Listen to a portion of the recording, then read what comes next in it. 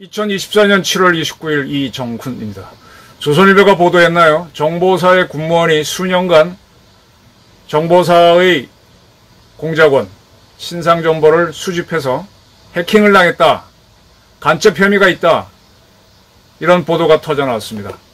지금 미국에서 한국계 미국인 수미테리가 국가정보원을 위해서 문재인의 국가정보원, 다시 말하면 박지원 씨가 국정원장 할 때입니다. 박지원 씨가 국정원장 할 때 선물을 받았죠, 주로. 수미테리 사건이 터져서 그때 우리 국정원 요원들이 왜 수미테리한테 그렇게 엉성하게 접근했느냐 비판이 많은 시점에 정보사 군무원이 우리 요원들 정보를 유출했다, 이런 사건이 보도가 됐습니다. 이걸 어떻게 봐야 될까요? 저는 이거를 물타기로 일단 해석을 합니다. 뭐냐, 박지원과 박지원에게 협조했던 세력이 살기 위해서 다른 데로 화살을 돌리고 있다, 이 점을 보시라는 얘기입니다. 물론 대한민국 정보기관에 있는 요원이 우리 요원들의 정보를 밖으로 빼내서 장사를 했거나 간첩질을 했을 가능성도 있습니다. 그 가능성은 부정하지 않아요. 그런데 지금 모든 게 밝혀지지 않은 상황에서 지금 보도만 보게 되면 이건 아직 수사 내진 내사 단계입니다. 수미테리 사건은 미국의 FBI가 10년 이상 수미테리를 추적하고 사진을 찍고 딱 해서 미국의 파라라고 하는 법에 따라서, 그게 외국인 대리 무슨 법이죠? 외국이나 외국 정부를 대행해서 움직일 때는 신고를 해라. 신고 안 하고 하면 뭐 에스피언이지, 뭐 간첩죄로 처벌한다, 그런 법인데, 그런 법을 적용하기 위해서 뉴욕 연방검찰이 기소장을 만들어서 기소한 상태니까, 다시 말하면 이제 공개재판이 열리게 돼서 수사가 다 끝난 겁니다. 그 수사한 게 맞는지 안 맞는지 법적인 검토만 하는 단계로 갔기 때문에 터져 나오는 거예요. 근데 지금 이 정보사 군무원 사건은요, 수사 중이거나 내사 중인 사건입니다. 아직 아무것도 확인된 게 없어요. 근데 왜 이게 터지냐 이거지. 이게 터지면 누가 좋아? 누가 좋아? 이북이 좋죠. 한국의 정보사 애들이 공작관을 해외에 보내놓고 그 짓을 했구나. 그리고 중국 같은 경우는 이놈들이 우리나라에 스파이를 보내놓고 있었구나. 그래? 뭐 확인해보자 하면서 이제 걔네들 또 방어망을 강화하겠죠. 지금 팩트로 확인된 게 없는데 이게 왜 나왔냐 이겁니다. 우선 나온 보도부터 정리해드릴게요. 일단은 현역 출신의 군무원이에요. 이 친구가 정보사에 가면 군무원들이 많아요. 왜 군무원이 많은가 하면은 군인들은 자꾸 이제 옮겨 다니지 않습니까? 정보사에는 그냥 말씀드릴게요. 901, 902, 903인가 3개 여단이 있습니다. 그러니까 정보사령부가 있고 그 밑에 여단이 있고 그 안에서 이제 정보병과를 가진 장교들이 옮겨 다니죠. 그리고 정보병과를 가진 장교들이요, 이 정보사 말고도 우리 육군 같은 경우는 지작사령부가 있죠. 지작사령부 밑에 군단이 있고 사단이 있습니다. 연대도 있고 대대도 있습니다. 대대부터 군단까지 지작사까지 다 정보 참모가 있어요. 육군에 가면 G1, G2, G3, G4 이렇게 나가는데 군에서 작전하는 거는 정보가 제일 넘버원입니다. 정보가 있어야 정보를 갖고 작전을 짜죠. 작전을 짜면은 여기에 필요한 인원하고 무기를 공급하는 군수, 이게 세계의 핵심입니다. 근데 요걸 딱 해서 누가 지휘할래? 누가 어떻게 몇 명 갖고 할래? 그러면 사람이 있어야 되죠. 그래서 인사가 중요합니다. 그래서 인사가 넘버원, 그 다음에 정보작전 군수. 그래서 G1, G2, G3, G4가 인사정보작전 군수입니다. 그래서 지작사령부부터 대대까지는 다 정보참모가 있어요. 거기도 정보장교가 있죠. 그러니까 이제 정보사령부에는 순수하게 정보만 하는 장교들, 또 일반 작전 부대 쪽에도 정보를 하는 사람이 있어서 이 사람들이 서로 왔다 갔다 합니다. 그러니까 정보사 일을 하다가 사단에 가서 일도 하고 그러죠.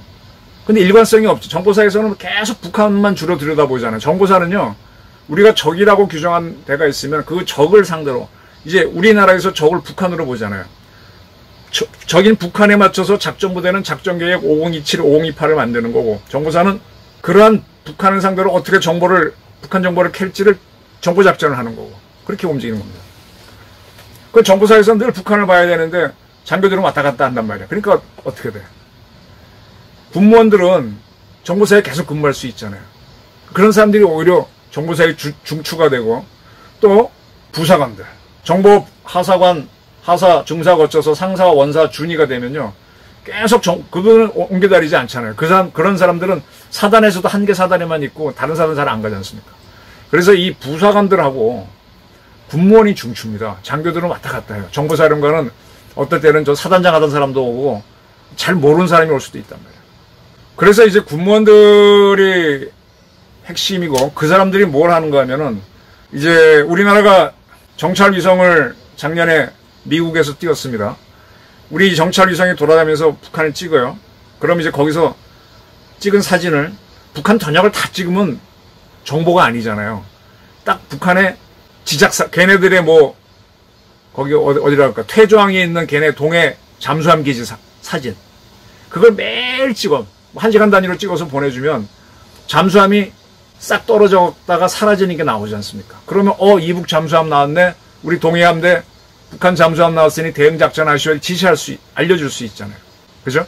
그래서 찍은 사진들을 계속 이게 이제 광통신으로 보내주면 그거를 누가 분석하느냐? 그거를 주로 군무원이나 부사관들이 하는 겁니다. 기술자리란 얘기죠. 그분들이 핵심이에요. 오히려 지휘관들, 장교들은 왔다 갔다 하니까 뭐 과장이나 뭐 이런 뭐 참모장 참모하다가 사령관 하다가 대충 할 수 있다는 얘기입니다. 자, 이러한 이제 군무원 현역들을 하다가 이제 현역을 제대하면서 군무원으로 앉는 경우가 많습니다. 일반 회사에 근무하는 분들, 자기네 회사에 인트라넷 통신망이 있죠. 신문사에도 있습니다. 근데 저처럼 이제 기자를 하는 사람들이 외근을 하면 밖에 나와서 우리 회사 인트라넷에 기사를 쏴 올릴 수 있어요. 그러니까 동아일보 내부 통신망하고 밖에 인터넷망은 연결되어 있습니다. 그런데 국가정보원하고 경찰하고 정보사하고 이런 또 정부 기구들은요, 두 개를 완전히 분리시켜 놨어요. 특히 이제 국정원, 정보사, 경찰 정보팀은 확실하죠. 그래서 그 친구들은요, 이제 보고서는 자기네 내부 통신망으로만 하는데 외부 인터넷 자료 인용할 때는 이 긁어올 수가 없잖아요. 그래서 USB를 꽂아갖고 이제 USB에 담아서 옮기는데 그것도 못하게 합니다. 쳐놔야 됩니다. USB에서 이게 해킹 당할 수 있기 때문에. 그렇게 철저하게 분리시켜요. 내부 통신망하고 외부 망을. 일반 기업들이나 언론사는 계속 연결을 해야 되니까 연결을 시키는데. 그 정보사도 내부 통신망에는 그 중에 또 인사에 대한 정보가 있잖아요. 그 인사 정보를 아무나 못 빼죠. 그거 빼게 되면은 누가 뺐다는 기록이 남습니다. 국정원 같은 경우에도 어떤 자기네 내부 자료를 출력하면 누가 뺐다는 기록이 다 남아요. 그걸 복사해도 복사했다는 이름도 남습니다. 근데 이 군무원이 인사 파트에 근무한 적이 없는데도 정보사의 해외 공작 요원들 명단을 다 받았고, 그리고 그거를 USB로 가져갔는지 뭔지 모르지만은 자기가 개인적으로 갖고 있는, 즉 인터넷과 연결될 수 있는 개인 컴퓨터에 넣어놨었는데 그게 해킹당하는 형식으로 빠져나갔고 북한으로 간 것으로 보인다. 이겁니다. 요거를 방첩사가 조사하고 있습니다. 그럼 방첩사는 뭐하냐? 방첩사가 옛날에 기무사, 옛날 보안사죠. 이 정보사라고 하는 데는요, 이 적이라고 하는 북한을 탁 들여보는데, 북한을 보기 위해서 북한에 직접 침투도 하지만은 중국이나 일본, 미국을 통해 소련 통해서도 들어보기도 하고, 그리고 이제 해외에 우리가 많이 무관들을 보내놓죠. 그 무관들이 결론적으로 다 결국은 북한을 보기 위해서 가 있는 거예요. 북한이 저 아프리카 어느 나라랑 교류할 수도 있기 때문에 그걸 캐치하기 위해서 무관이 가 있다고 보면 되거든. 그래서 무관들도 다 정보사에 정보 분고를 하고, 정보사 바로 상위 부대가 정보본부인데 국방부에 국방정보본부가 있고 합참에 합참정보본부가 있는데 둘이 사실 똑같은 겁니다. 똑같은 거예요. 정보본부를 국방부에서 쓰고 합참에서 쓰는데 같은 조직을. 그 정보본부의 핵심이 정보사라는 얘기입니다. 그 해외에 나가서 활동하는 무관들은 자기가 무슨 짓을 했는지 다 보고하게 되는데 그 보고를 누가 검토하느냐? 방첩사가 검토합니다. 보안사가 합니다. 왜냐하면 우리 정보위원들이 거기서 거꾸로 오염이 돼갖고 정보를 누설할 수도 있고 또 누구 만난지를 봐야 되잖아요. 그래서 항상 방첩사는, 정보사는 활동하고 방첩사는 국내에 간첩이 들어온 거 막는 것뿐만 아니라 나가 있는 우리 요원들이 뭘 하는지를 또 들여다보는 조직입니다. 그래서 지금 방첩사가 지금 정보사에서 이게 샜다라고 이제 조사를 하는 걸로 일단 보도가 나왔습니다. 근데 이러한 거는요, 해외에서 정보가 샜다, 해킹당했다 이런 거는 누가 잘 잡아내는가 하면 방첩사보다가는 국군 사이버사령부가 전문적으로 합니다. 국군 사이버사령부는 고려대학교에 무슨 사이버 방상과를 만들어서 거기 졸업한 친구, 거기 들어간 친구들은 다 장학금을 주고 졸업하면 다 장교로 의무적으로 복무하게 하죠. 굉장히 잘 다른 친구들. 그 친구들이 이제 거기 와서 쫙 이걸 하고 일부는 남아서 직업장교를 계속 가죠. 그 친구들이 전문적으로 해서 이상합니다 하게 되면 국가정보원이 판단해서 알려주면은 방첩사가 뛸 수 있는 되게 그런 구조일 겁니다. 자, 현재까지 이렇게 터졌습니다. 그래서 지금 중국 러시아에서 활동했던 정보사 요원들이 상당수가 철수했다. 왜냐? 그 사람들의 인적사항이 드러났기 때문에 그러면 저쪽에서도 걔네들도 이제 수많은 방첩기관이 있으니 다 잡으러 오죠. 다 간첩죄로 잡혀요. 이렇게 잡혀요. 그러니까 일단 요원들 보호해서 들어와갖고 이제 다시 세탁을 내죠. 이 정보 요원들 중에 블랙 요원이라고 있어요. 블랙 요원들은 이렇게 키웁니다. 국정원을 예로 들게요. 국정원에서 한 젊은이들을, 대학생들을 중심으로 뽑아요. 그 중에 블랙으로 키울 사람이 있다. 그럼 그런 친구들은 저처럼 잘생겨서도 안 되고 눈에 띄는 외모를 가져도 안 돼. 아주 평범한 친구를 딱 국정원 입부하는 순간에 동시에 대한항공이나 아시아에 취직시키는 걸로 해서 그러면 이제 국정원 거는 공개가 안 되는 거고 아시아나나 아니면 저가항공이나 대한항공 직원이 되는 거죠. 근데 거기도 출근도 하는 것도 아니에요. 근데 거기서 이제 기록을 쭉 쌓아가는 거지. 아니면 뭐 무역회사 직원으로 들어가서 그래서 거기서 쭉 10년, 20년 일을 한 기록을 남겨놔요. 그리고 나서 이제 이 친구가 그걸 갖고 해외로 나가는 거죠. 그래서 이제 뭐 대한항공 지점장도 할 수 있고 영업사원도 할 수 있고 무역회사 뭐 할 수도 있고 큰 무역회사일 필요도 없어요. 그렇게 나가서 자기는 완전 무역 업무 뭐 비행기 표파는 업무 하는 것 같은데 그거는 위장이고 사실은 정보활동하는 이렇게 블랙 요원을 만듭니다. 그럼 그런 사람들은 저쪽 나라에 갔을 때 취업비자를 받잖아요. 물론 본인도 다 신분 세탁도 하죠. 본명 쓸 수도 있지만 가명을 쓸 수고 그게 대한민국에서는 정부가 또 거기에 맞는 호적도 만들어주고 여권도 만들어주니까. 근데 이제 딱 이런 이름이 누출됐다 그러면 그 나라에서는 당장 잡아서 간첩죄로 처벌하니까 철수시켜야죠. 얼마 전에 푸틴이 북한을 방문하기 전에 러시아에서 블라디보스톡 쪽에서 우리나라 선교사를 러시아가 체포했다. 걔네들은 뭐 간첩 혐의로 잡는데 우리는 선교사다 그러는데 선교사도 사실 블랙 요원으로 많이 갈 수 있습니다. 모르죠 이건. 결국은 지금 왜 군무원이 해킹당한 거는 그럴 수 있다 치자. 저 같은 경우도 제 노트북에 보면 많은 걸 누가 해킹해 갈 거라고 생각하고 있어요. 방법도 없고 저는. 꼭 지켜야 될 것만은 내가 지키려고 하고 나머지는 해킹을 강화하고 살 수밖에 없는데 저야 뭐 수없이 외부하고 연결되어 사는 기자니까. 근데 어떻게 이 군무원이 내부 통신망에 있는 인사부서에 근무한 적도 없는데 인사자료를 다 뽑아냈느냐? 그래서 이제 간첩 혐의를 둔다는 건데 일각에서는 어떤 필요성이 있어서 했던 거 아니냐 뭐 여러 가지 주장들이 있어요. 자, 이건 다 지금까지 나온 보도고 제 설명이고 그러면은 수미테리 사건 같은 경우는 미국 FBI가 다 조사해서 뉴욕 연방검찰이 공소장을 딱 낼 때 공개가 됐습니다. 근데 이거는요 지금 방첩사가 수사하고 있다 내사하고 있다 단계에서 터져나왔습니다. 확정된 게 없어요. 왜 나왔겠습니까? 왜 나왔겠습니까? 이거 조선일보가 특종은 기자로서는 특종인데 이거 기자가 이게 취재하기가 쉬운 영역이 아니죠. 누군가 알려준 거죠. 누가 알려줬을까? 그 알려준 사람은 왜 알려줬을까? 저는 박지원의 국정원을 의심합니다. 지금 수미테리 사건은 수미테리한테 금품을 준 시점이 다 박지원 씨가 국정원장 했을 때고 그때 문재인 정권은 왜 박지원을 시켰느냐? 북한이 하노이 노딜 이후 문재인 안 만나겠다 살면 소대가리 특등 머저리 막 욕하고 할 때 북한하고 통할 수 있는 사람이 누구냐? 라고 해서 그 원로 모임을 해갖고 박지원이다. 그래도 박지원이 1차 남북정상회담 했으니 할 거 아니냐라고 해서 앉혀놓으니까 그래도 이분 응하지 않죠. 근데 미국이 미국이 이제 노딜을 했으니까 미국을 바꿔야 되니까 미국을 바꾸기 위한 노력을 막 하면서 수미테리한테 선물을 줍니다. 시점이 그렇게 됩니다.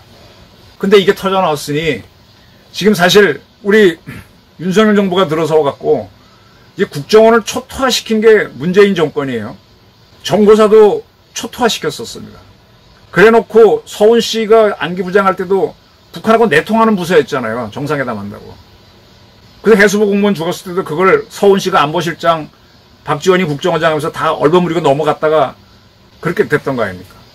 그런데 윤석열 정부가 들어서서 국정원의 고위 간부들은 척결했지만은 박지원이를 그냥 내버려뒀어. 그리고 그 지저분한 것들에 대한 조사는 안 했다고. 윤석열 정부에서 요직을 한 사람 중에도요, 국정원 과거사위원회 조직 들어가 뛴 사람들도 있었어요. 검찰 사람으로서. 그러니까 이 국정원을 오염시키는 걸 제대로 정리를 안 하고 윤 정부가 그냥 왔단 말이야. 그러다 수미테리 사건 터지니까 곤란해. 그러면 화살을 돌려야죠. 뭐예요? 정보사는요, 국정원한테 통제를 받고 국정원 돈을 많이 받아요. 특활비를 받아서 움직이는 조직이에요. 자기 하나 탁 해서 글로 확 돌려서 거기 엉터리하고 터트리면 글로 확 가지 않습니까? 수미테리 사건은 잊혀지고. 네. 여러 가능성을 보셔야 됩니다. 그래서 국가안보실에서도 이 정보사에서 우리 요원들 이름 나갔다는 건 그것대로 보면서 수미테리 사건에 숨어있는 박지원 시절의 국정원이 얼마나 엉터리였고, 또 그러한 국정원을 만들기 위해서 문재인 정권이 과거사위원회를 만들어서 국정원 안에 컴퓨터까지 다 열어봤었잖아요. 엉망진창이었어. 완전히 망가뜨렸습니다. 제가 지금 문재인을 잡아놓으라고 계속 얘기하는 거는 대한민국 안보 시스템을 작전부대는 작전부대대로 망가뜨리고 정보기관은 정보기관대로 다 그래놓고 북한하고 내통한 거예요. 네.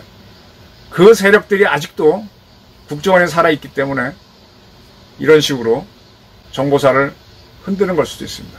이게 설마 사실이면은 이걸 공개하지 말고 언론에 밝히지 말고 나중에 이제 기소장 나올 때는 안 할 수가 없겠지만 다 조사해서 공개할 건 공개하고 말 건 다 감춘 다음에 그러고 해야지. 그게 국익에 맞지.